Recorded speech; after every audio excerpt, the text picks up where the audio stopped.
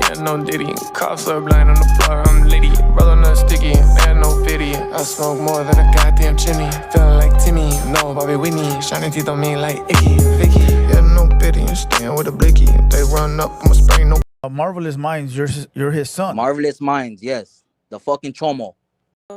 I'm Monica.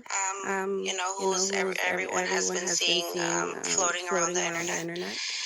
Um, I'm here to tell, the story that everyone else wants to tell.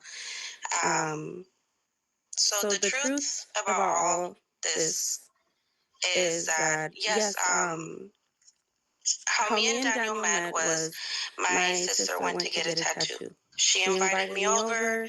I went over. I liked his work. I already had work done on myself. But I wanted to, how it is, try different tattoo artists. So I made an appointment with him. Before, getting into the tattoo, he did ask for my identification. Yes, I did have a fake ID, of course, because I already have tattoos. So I know how it goes. They ID you. I provided him with it. So I'm watching all these videos that all these content creators put out on Marvelous Inc. And then I watched the one that he put out, having his baby's mom on his show. Now, from what she's saying is, she met him through her sister. And she already had some tattoos on her. And she liked his work and wanted to get tatted by him. So her and her sister made appointments to get tatted from him. And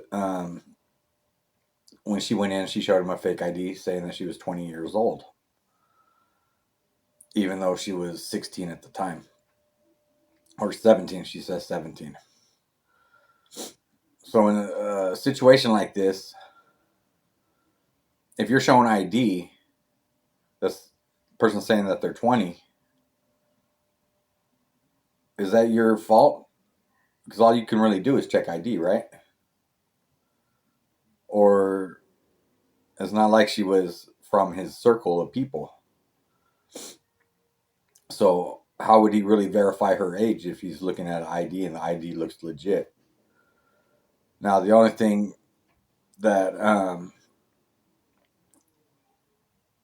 should have been done on his part was when she was on his channel and she was showing her ID or talking about she was 17 and showed a fake ID, she should have showed that fake ID on camera just to verify that she does have a fake ID. Because without that, he could be just having her say that so that he doesn't look like a pedo. So without that proof that she has a fake ID, and all reality in everybody's eyes, he is a Diddy and a Wiggy. And there's no way for him to deny it without that ID being shown. That's the only way I could see that he'd be able to prove what he's saying is true and take the blame off of him for being with an underage girl.